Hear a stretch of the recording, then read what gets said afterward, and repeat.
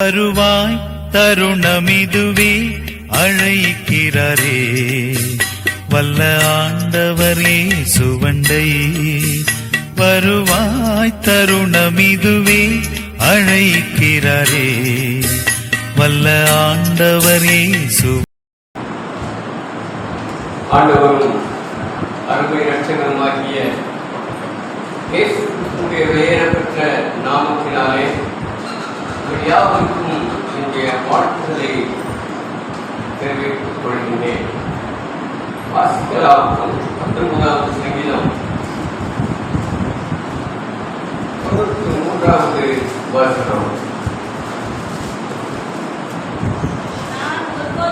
நான் ஒருபோதும் உன்னுடைய கட்டளைகளை மறக்க மாட்டேன், அவைகளால் என்னை உயிர்ப்பிக்கிறேன். 40வது வசனம்.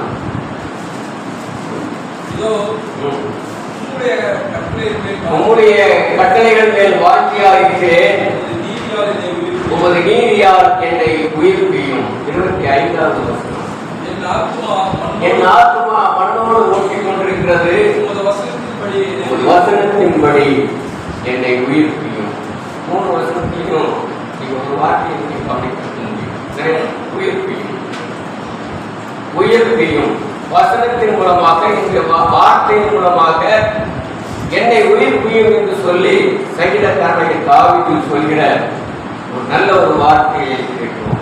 இன்றைக்கு உலகத்தில் இருக்கிற ஒவ்வொரு மனிதர்களுக்கும் உயிர்ப்பிக்கும்படியான வார்த்தைகள் அவசியமாக இருக்கின்றது. இன்றைக்கு வரக்கூடிய இந்த செய்தியானது ஒரு மனம் திரும்புவதற்கு உண்டான ஒரு செய்திதான்.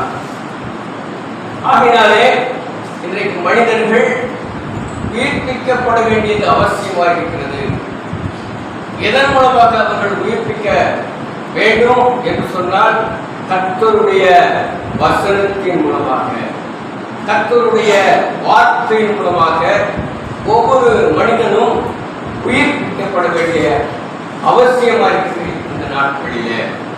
ஏனென்று சொன்னால், இந்த உலகத்திற்கு பின்னாடி மனிதர்கள் இன்றைக்கு போய்கொண்டிருக்கிறபடினாலே மனம் திரும்புதல் அவசியம் என்கிற காரணத்தினாலே இந்த மனிதன் உலகத்திலிருந்து உயிர்ப்பிக்கப்பட வேண்டும், இந்த மனிதன் பாவத்திலிருந்து உயிர்ப்பிக்கப்பட வேண்டும், இந்த மனிதன் அக்கிரமத்திலிருந்து உயிர்ப்பிக்கப்பட வேண்டியது அவசியமான ஒரு காரியமாக இருக்கிறது.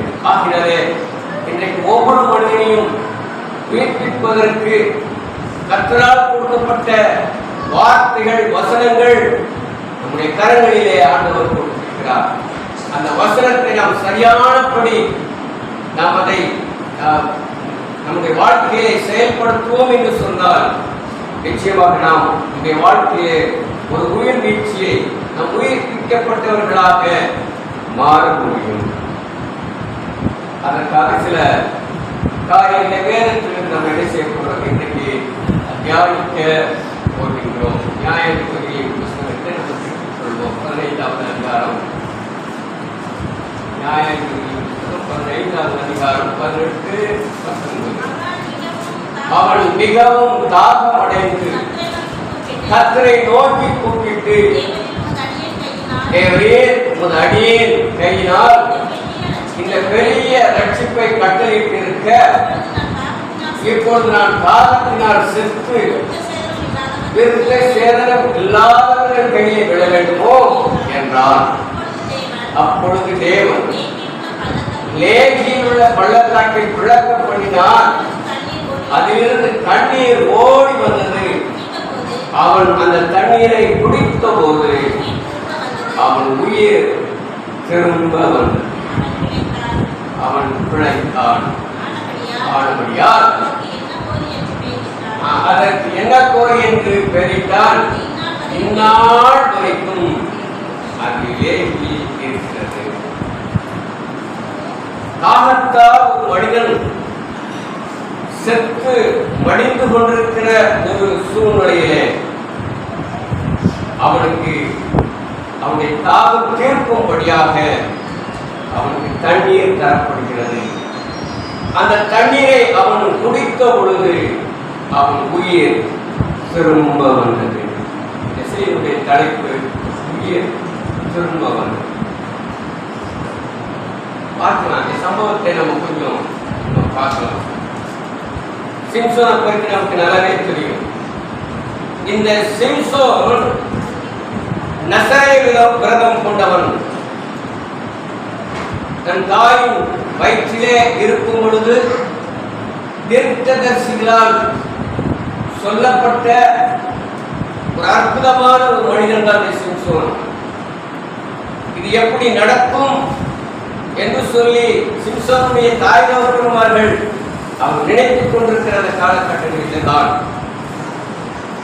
ஏனென்று சொன்னால் 2 பேருமே வயது சென்ற ஒரு நிலையில இப்படி ஒரு வாக்குத்தத்தம் வருகின்ற பொழுது அவர்கள் சற்று யோசிக்கத்தான் செய்கின்றார்கள். ஆனாலும்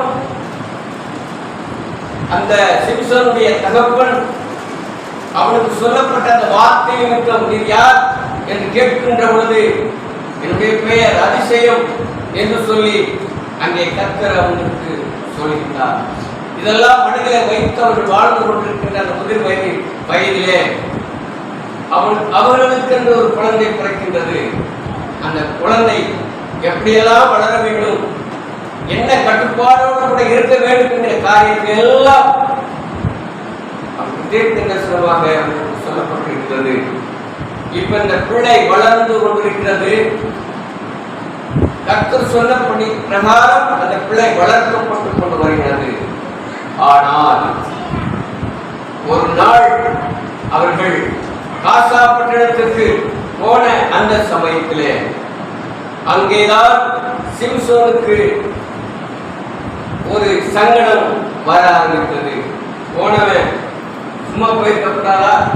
போன இடத்துல ஒரு பொண்ணை பார்த்து இந்த பொண்ணை எனக்கு கல்யாணம் பண்ணணும்னு சொல்லி அங்க சொல்ல, அதுவோ அது வேற ஜாதி பொண்ணா இருந்ததுனால இல்லையா, அங்கே ஒரு பிரச்சனை ஏற்பட்டு இணைஞ்சா அவன் வருகிறது நம்ம பார்க்கிறோம். அவனுக்கு அந்த திருமணங்கள்லாம் நடக்குது செய்கிறது.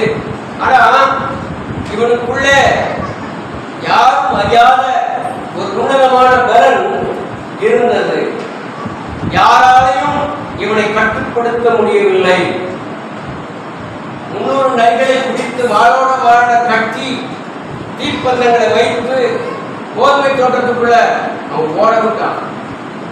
ஒரு கழுதையினுடைய தாடை எடுத்து அவன் அடித்து 1000 பேரை நெஞ்சவன் கொண்டு குடித்தான் என்று சொல்லி வேதம் நமக்கு சொல்கிறது. அப்பேற்பட்ட ஒரு பலசாலி. இந்த பலம் எங்கிருந்து வந்தது? அவன் கொண்டதான நசரேய விரதத்தின் மூலமாக அவனுடைய முடியலனா அவனுக்கு அந்த பலன் இருந்தது. இந்த சிம்சோனுக்கு 7 ஜடைகள் போட்டிருந்தாங்க. எத்தனை ஜடை? நீங்க எத்தனை ஜடை போட்டுருக்கீங்க? 2 ஜடை. 2 ஜடை போட்டுருக்கீங்க. பள்ளிக்கூடத்துக்கு போகும்போது எத்தனை ஜடை போடணும்? 2 ஜடை. அது ரூல்ஸ் இல்லையா? நம்ம 2 ஜடை போடலாம். மிஞ்சி போன நமக்கு 3 ஜடை சேர்த்து கடைசியில் போட்டுக்கலாம் இல்லையா? ஆனா இந்த சிம்சோன் எத்தனை ஜடை போட்டிருந்தான்? 7 ஜடை போட்டிருந்தான். ரொம்ப அழகான ஒரு மனிதன், சிவந்த மேனியுடைய ஒரு மனிதன், இயேசு கிறிஸ்துவுக்கு ஒப்பானவன் என்று சொல்லி வேத ஆராய்ச்சியாளர்கள் சொல்கின்றார்கள். சிம்சோனுக்கு இயேசு கிறிஸ்து பல ஒற்றுமைகள் இருக்கிறது. அது நமக்கு இப்ப வேண்டாம். ஆக இவன் ஒரு அழகான ஒரு மனிதன் இல்ல. இவன் சில விஷயங்களிலே தவற ஆரம்பித்தான் இல்லையா? சில விடுதலைகள் எல்லாம் பல பேருக்கு போட்டான் இல்லையா? அப்படி அந்த விடுதலை போட்ட அந்த விடுதலையில அவனுக்கு சொல்ல முடியல. அப்போ இந்த கடைசி அந்த சம்பவத்துல நம்ம இங்க பார்க்கிறோம். கடைசியா தான் சரி இங்க வருகிறது. இங்க இன்னொரு பெண்ணை அவன் திருமணம் பண்ணுகிறான். இங்கதான் அவ அந்த ஊருக்காரங்க அந்த பெண்ணை வச்சே இவனை மடக்கிறாங்க. உன் வீட்டுக்காரங்க கேளு, அவனுக்கு எங்க இருந்தது வருது, என்னதான் கட்டி போட்டு அப்புறம் பட்டு அறுப்பு தெரிஞ்சு ஓடுது. அவன் எந்திரிச்சு போயிடுறான். இவனால இவனுக்கு தொந்தரவா இருக்குன்னு சொல்லி அவன் மனைவியை தொந்தரவு பண்ண இவன் என்ன செய்தாள்? அவன் ஒரு நாள் தன் மடியிலே படுக்க வைத்து, எப்பா நீ நல்ல புசல்ல, நீ நல்லவன்ல, நீ அப்படியாக்கும் நீ இப்படியாக்குன்னு சொல்லி நிச்சயமா அவங்ககிட்ட இருந்து விஷயத்தை வாங்கணும்னு சொல்லி இப்படிதான் அவன் பேசிட்டு இருக்கணும் இல்லையா? அப்படி அவனிடத்துல அந்த பதில வாங்குவதற்காக வேண்டி பலவிதமாய் பேசி பேசி பேசி அவன் சரி போனா போகட்டும் அப்படின்னு சொல்லி அந்த பதில என்ன செய்யறான் சொல்லி விடுகிறான். என்னுடைய பலன் எங்கிருந்து வருகிறது என்று சொன்னால் என்னுடைய இந்த முடியில தான் என்னுடைய பலன் இருக்கிறது என்று என்ன செய்றாங்க சொல்லிவிட்டாங்க. பெலிஸ்தருங்க எப்படா இந்த பழிவாங்கன்னு சொல்லி என்ன செஞ்சிருக்கிறாங்க, காத்து கொண்டிருக்கிறார்கள். நடந்தது என்ன? இவன் அப்படியே தூங்கி விடுகிறான்.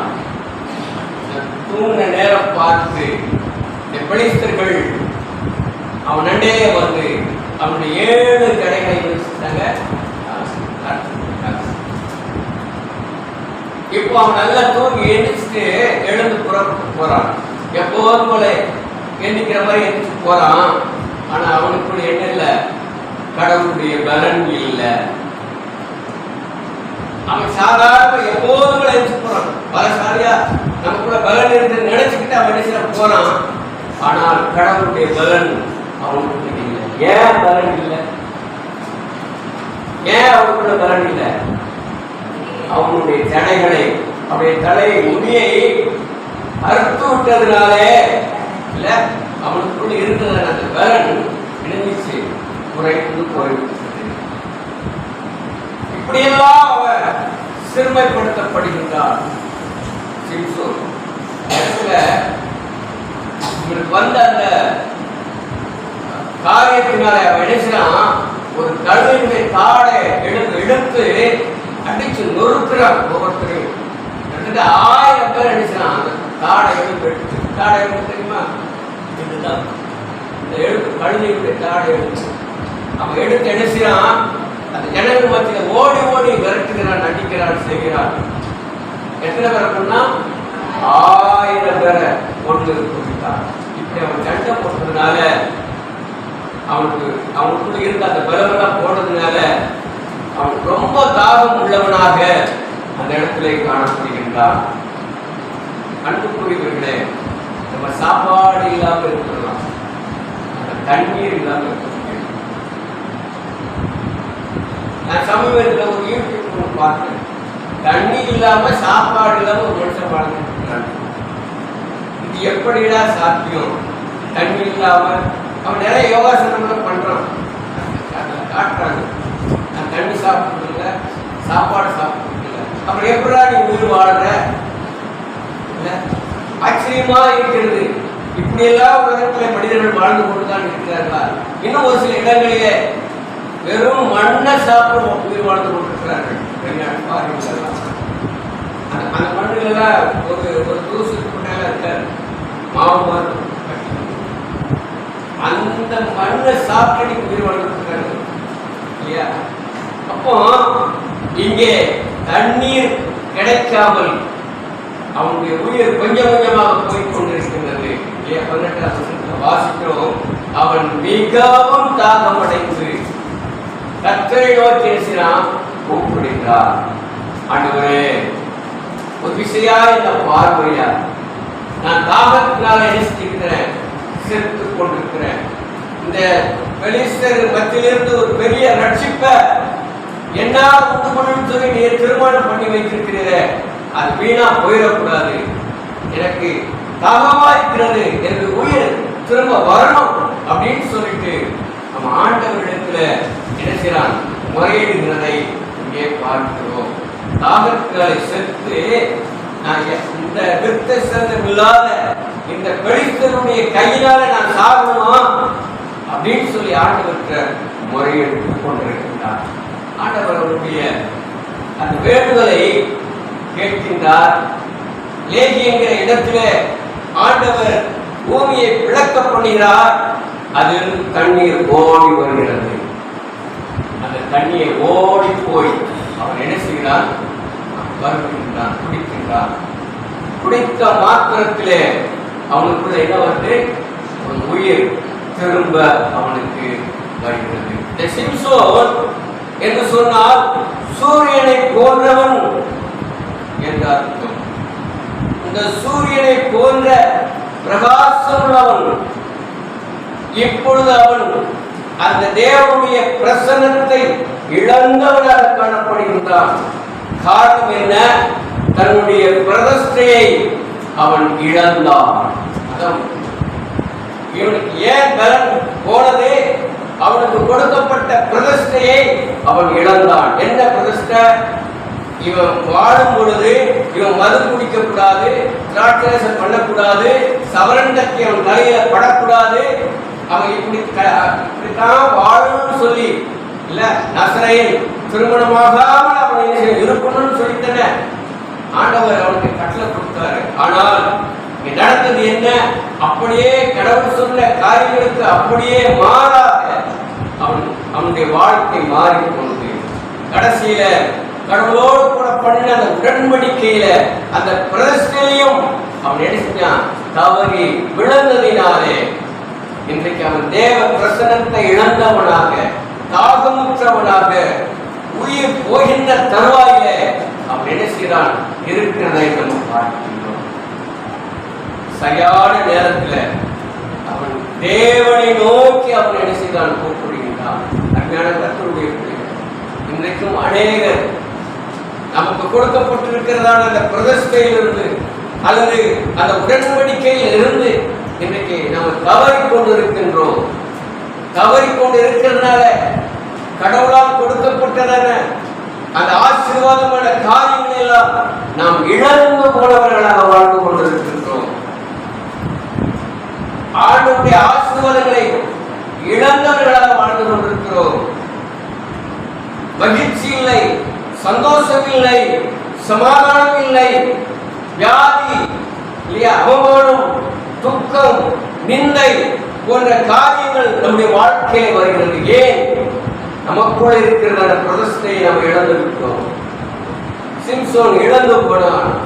கர்த்தர் சொன்ன வார்த்தை கீழ்ப்படியாமல் அப்படியே எதிர்மாறாக அவன் செயல்பட்டதினாலே பிரதிஷ்டை இழந்தவனாக, தேவனுடைய சாயலை இழந்தவனாக, அவன் அவரோடு கூட உள்ள உறவையும் இழந்தவனாக அந்த நிலைமைக்கு அவன் தள்ளப்படுகின்றான்.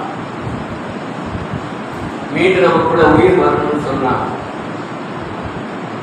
நம்ம ரட்சிப்புக்குள் வழிநடத்துகிற ஒரே ஒரு தேவன் ஆண்டவராக இயேசு கிறிஸ்து மட்டுமே. அவரிடத்தில் நம்ம வைக்கின்றோம். அவரிடத்தில் நம்முடைய வேண்டுதலை வைக்க வேண்டும்.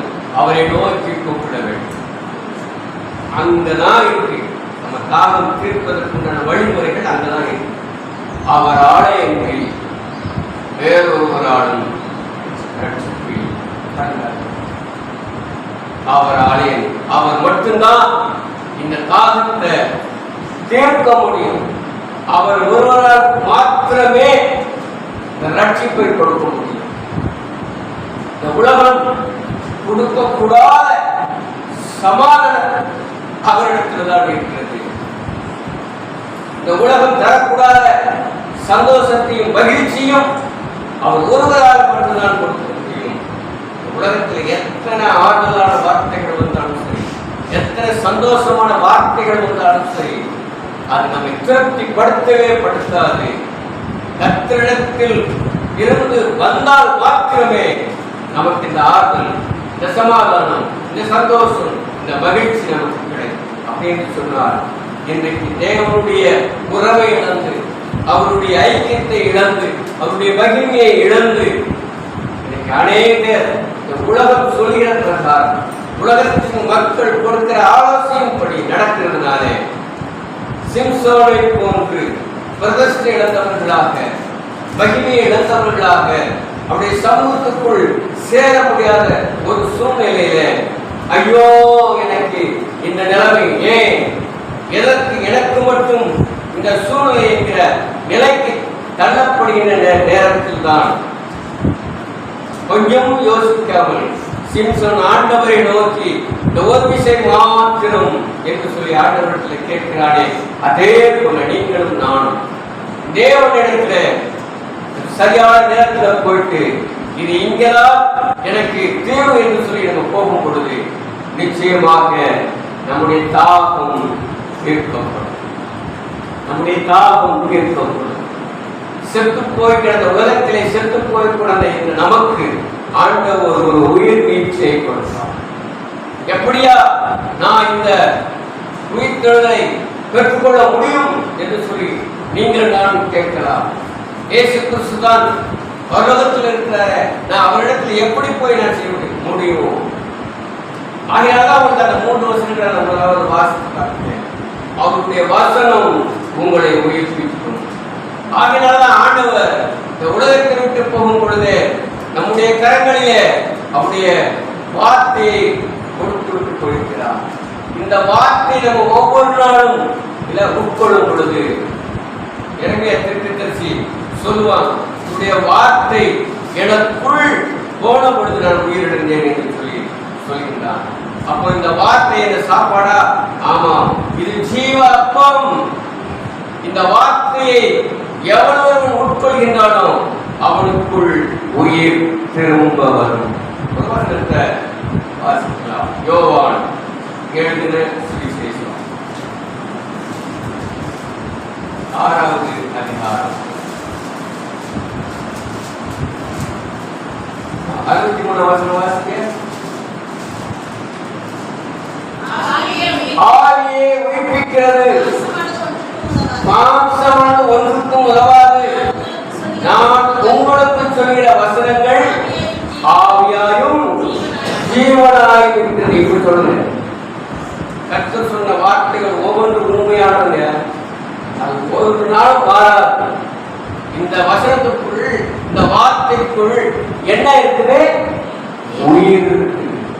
உயிர் இருக்கு. பாருங்க, இது சாதாரண ஒரு புஸ்தகம் அல்ல. இன்னைக்கு அநேகருக்கு இந்த வேத புஸ்தகம் ஒரு சாதாரண புஸ்தகம் தெரிகிறது. அதனாலதான் நான் சொல்றது, வேதத்தை படிக்க, வேதத்தை படிக்க, வேதத்தை படிக்க, இது உங்களோட பேசும் சொல்லி நான் சொல்லிக் கொண்டிருந்த காரணம் தான்.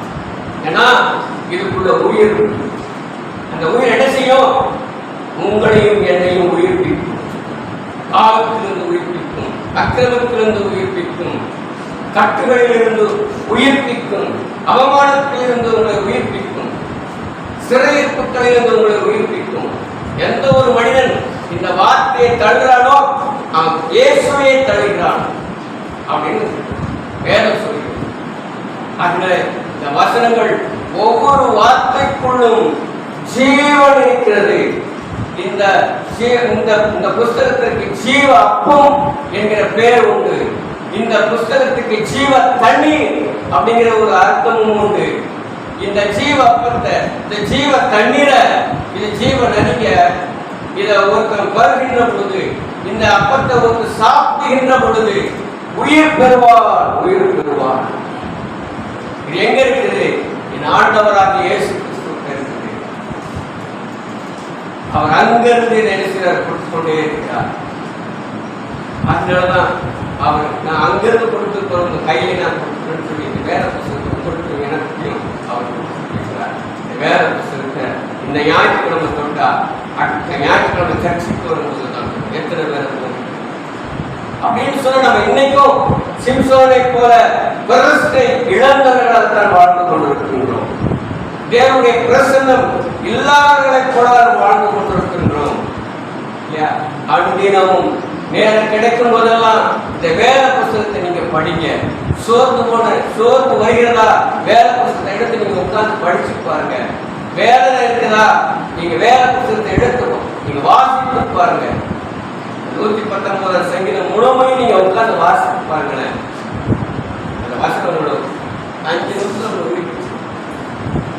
உண்மை விசுவாசத்தோடு நம்பிக்கையோடு கர்த்தருடைய வார்த்தைகளை படிக்கின்ற பொழுது, வாசிக்கின்ற பொழுது, புசிக்கின்ற பொழுது, சாப்பிடுகிற பொழுது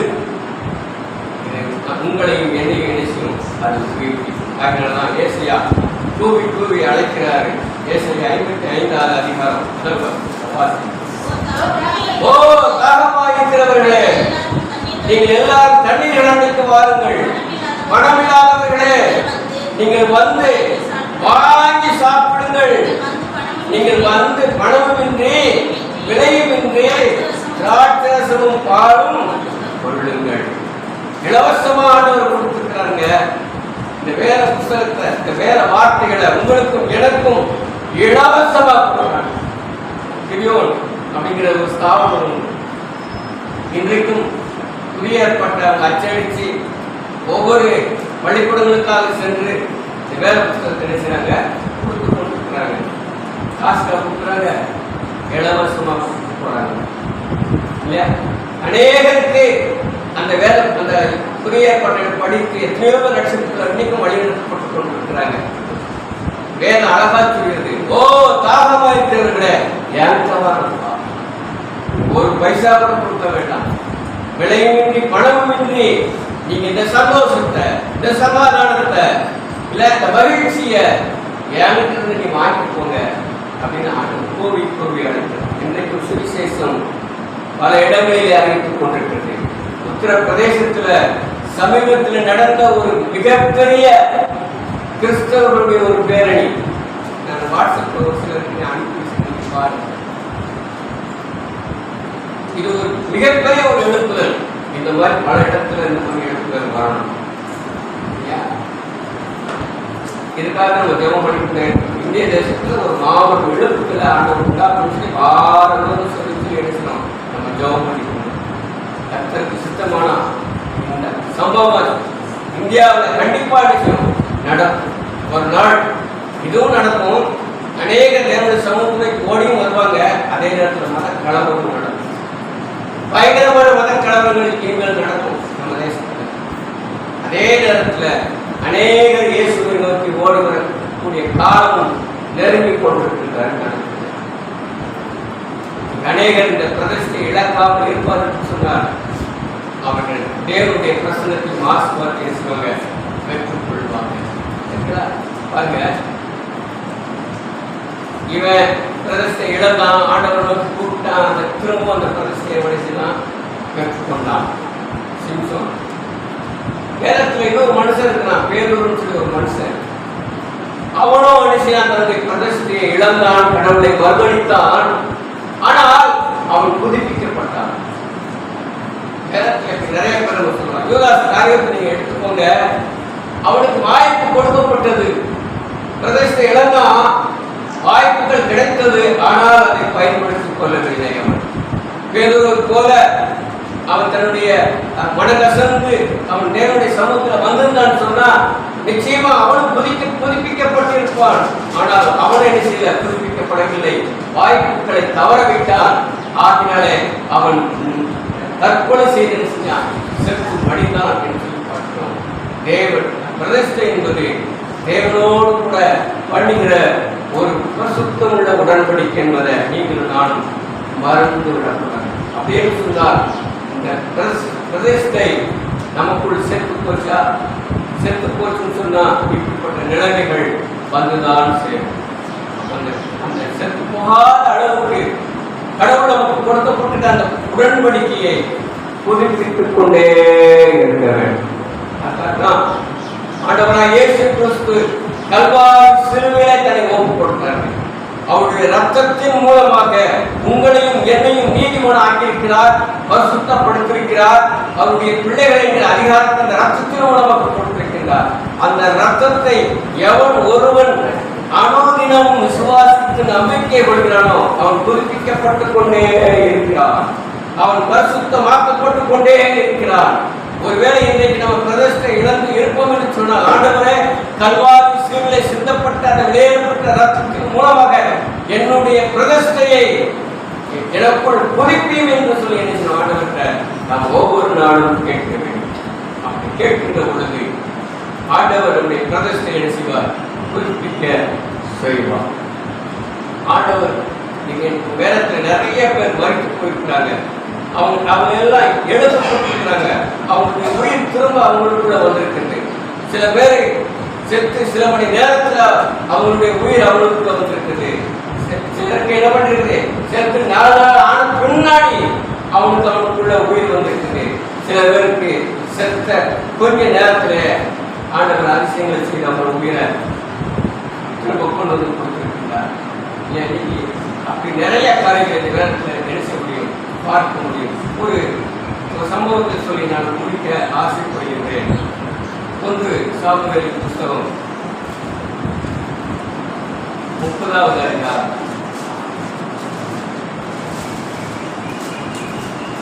11, 12.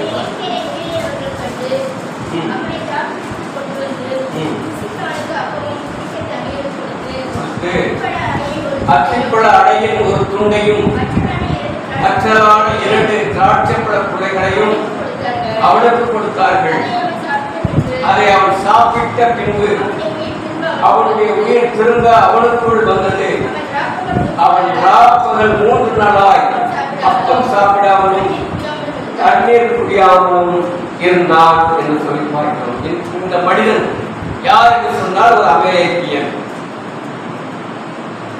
தாவீதுக்கு விரோதமாய் காரியங்களை நடத்தும்படியாக வந்த மனிதர்களுக்குள் இருந்த ஒரு மனிதன். இவனுக்கு பிரயாணத்தில் போய்கொண்டிருக்கின்ற பொழுது அவன் கொஞ்சம் வியாதிப்பட்டான், சோதிடமாயிடுச்சு.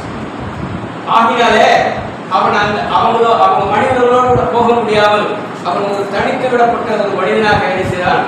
அவன் காண்கின்றான். 10ஆம் வருஷத்துல பார்த்தீங்கன்னா நானும் வேறோட தொடர்பு போனான். போன அப்படின்னா ஆமா இவங்க தாவே ஒரு பக்கம் தன்னுடைய ஆட்களை கூப்பிட்டு போறான். அவனுக்கு எதிர்த்தும் சில மக்கள் நினைச்சாங்க போறாங்க. இப்படி தாவியோடு போனவங்க அவங்க நினைச்சாங்க நடந்து காலெல்லாம் நடுவெடுத்து என்ன எப்பா இனிமே என்னால வர முடியாதுன்னு நினைச்சாங்க. அவங்க சோர்ந்து போய் நின்றுட்டாங்க. இப்படி தாவியோடு போனவங்களும் கொஞ்சம் பேரா நின்றுட்டாங்க. அப்ப தாவியுடைய பலம் கொஞ்சம் குறையுது. எதிரிகளுடைய பலன் அதிகமாகிக் கொண்டே போகிறது.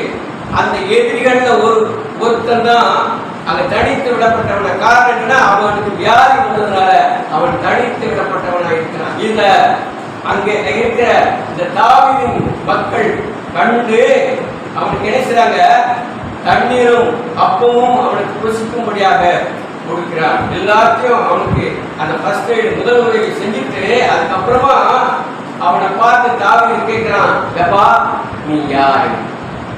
இல்லையா? 13ஆம் வசனத்தை வாசிக்க தாவீது அவனை நோக்கி நீ யாருடையவன், நீ எவ்விடத்தான் என்று கேட்டதற்கு அவன் நான் ஒரு அமெரிக்கனுடைய வேலைக்காரனாகிய எகிப்து தேசத்து பிள்ளையானன். 3 நாளைக்கு முன் நான் வியாதிப்பட்டேன்.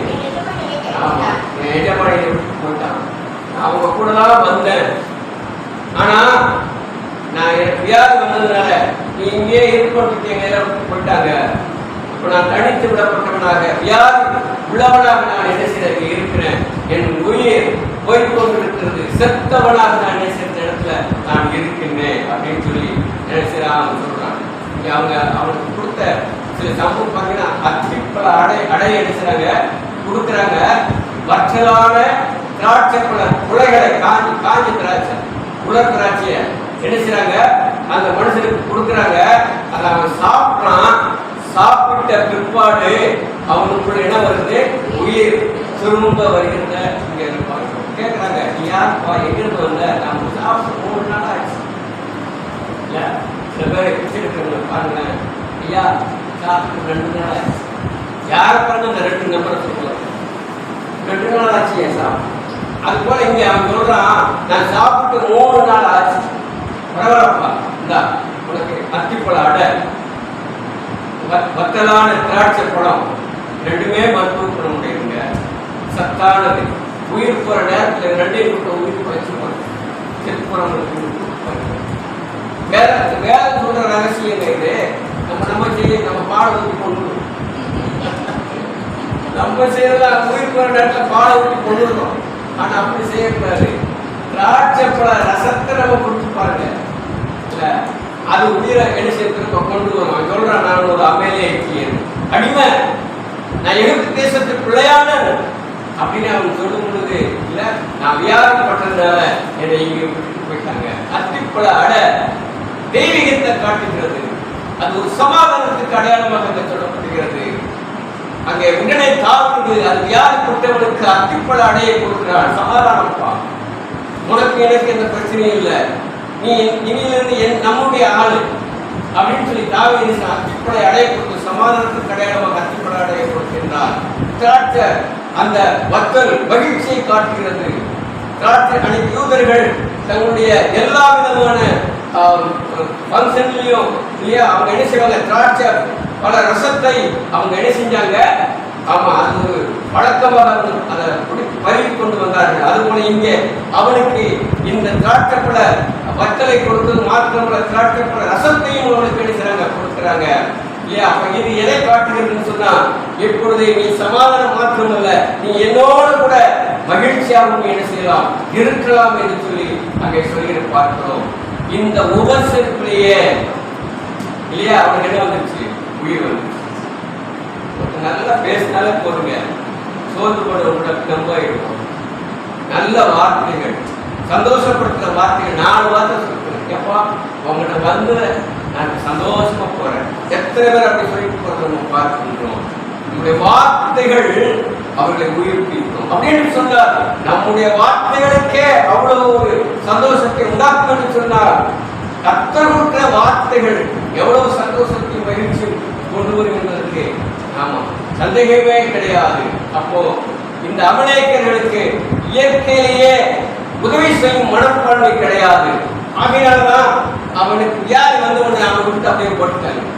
ஏன்னா தாவீது பின்னாடி வந்துட்டே இருக்கிறான், அவன் பின்தொடர்ந்தானே நம்ம சாகடிச்சுவையா.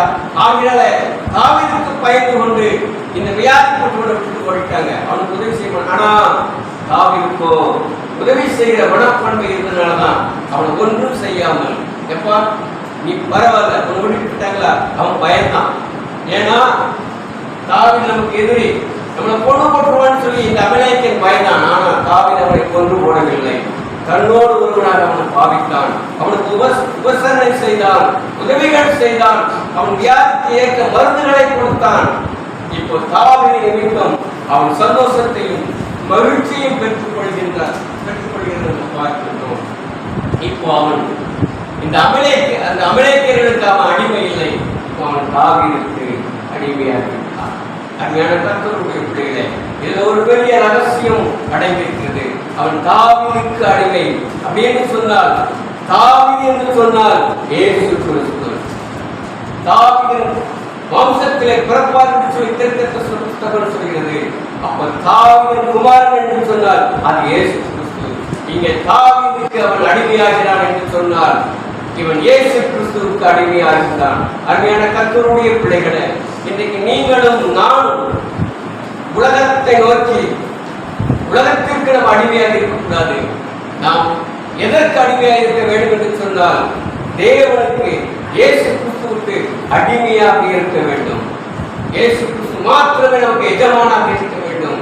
இந்த அமலேக்கியன் சொல்கிறார், என்னுடைய எஜமானை விட்டுட்டு போயிட்டார். ஆனா நம்முடைய எஜமான் விட்டுட்டு போறார் அவர் அல்ல, நம்மை அழைத்து செல்கின்றார். அவர் சொல்கிறார், இந்த உலகம் முழுவதும் சகல நாட்களிலும் நான் உன்னோடு கூட இருப்பேன் என்று சொல்லி சொன்ன ஆண்டவர் இங்கே அதே வார்த்தை தான். நீ கவலைப்படாதப்பா, நீ எங்களோடு கூட நீ இருக்கலாம், நீ என்னோட கூட இருக்கிற மனிதர்களுக்குள் நீயும் ஒரு மனிதன் என்கிற ஒரு நல்ல ஒரு சாக்கியத்தை பெற்றுக்கொண்டார். நீங்களும் நான் கர்த்தருடைய பிள்ளைகள், இயேசு கிறிஸ்துவின் பிள்ளைகள், இயேசு கிறிஸ்துவின் அதிகாரத்திற்கு உட்பட்டவர்கள் என்கிற அந்த நிலைமைக்குள் நீங்கள் நான் என்ன செய்ய வேண்டும், தள்ளப்பட வேண்டும். அப்படி நம்ம வரும் பொழுது எல்லா விதமான சந்தோஷத்தையும் எல்லா விதமான சமாதானங்களையும் நம்ம பெற்றுக்கொள்ள வேண்டும். அவனுக்குள் உயிர் திரும்ப வந்தது. இன்னைக்கு சோர்ந்து போயிருக்கிற நீங்களா இருந்தாலும் சரி, நானாக இருந்தாலும் சரி, பாவத்தின் அடிமைக்குள் இல்லாமல் இல்லை, பாவத்தின் அடிமை போயிடும். இயேசு கிறிஸ்து ஒருபோதும் கைவிடாமலே அவருக்குள் எந்த ஒரு மனிதன் வருகின்றானோ அவனுக்குள் எந்த ஒரு பாதமும் இல்லை. அதனாலே கர்த்தருக்குள் இயேசு கிறிஸ்துக்குள் வருகிற அத்தனை பேருக்கு உயிரடையக்கூடிய மக்களாக நினைச்சுவாங்க அவங்க இருப்பாங்க என்பது சந்தேகமே கிடையாது. அதனாலே கர்த்தருடைய வார்த்தைக்குள்ளாக உயிர் இருக்கிறது. அந்த உயிர் உங்களையும் என்னையும் அது உயிர்ப்பித்துக் கொண்டே இருக்கும் அப்படின்னு சொன்னார். அந்த உயிர்ப்பிக்கக்கூடிய மிகப்பெரிய மருந்து என்ன அப்படின்னு சொன்னா, இதுதான் அந்த மருந்து, இதுதான் அந்த திராட்சை ரசம், இதுதான் அந்த அத்திப்பழ, இதுதான் ஜீவம், இதுதான் ஜீவ நதி. எவ்வளவு ஒருவன் கையில் எடுத்து இதுக்கு அடிமையாகின்றானோ அவன் வாழ்க்கை சந்தோஷம், அவன் வாழ்க்கை சமாதானம், அவன் வாழ்க்கை பிரகாசமாக இருக்கும். இழந்து போனதை அத்தனையும் அவன் திரும்ப பெற்று தேவனுடைய பிரசனத்தோடு கூட அவன் என்ன செய்ய முடியும்? வாழ்வோம். உங்களுடைய வாழ்க்கை என்னுடைய வாழ்க்கையை பேசுகிறது. இழக்கப்பட்டவர்களாக நம்ம இருக்கின்றோமா? தேவ பிரசனத்தை இழந்தவர்களாக இருக்கின்றோமா? இல்லை என்று சொன்னால் இப்பொழுதே இன்றைக்கு தேவனுடைய சமூகத்தில் நம்ம அர்ப்பணிப்போம். இழந்து போன பிரதிஷ்டை மீண்டும் புதுப்பித்துக் கொள்ளுவோம். இழந்து போன ஆசீர்வாதங்களை மீண்டும் பெற்றுக் கொள்வோம். அதற்கு ஒன்றே ஒன்று, கர்த்தருடைய வார்த்தை. ஜீவ அப்பமாக்கிய கர்த்தருடைய அப்பத்தை எவ்வளவு புசிக்கின்றானோ, எவ்வளவு தாகத்திற்கு இந்த தண்ணீரை வருகின்றானோ அவனுக்குள் உயிர் திரும்பவும் இழந்த ஆசீர்வாதத்தை கர்த்தர் நம்மை வசனங்களை ஆசீர்வதிப்பார்.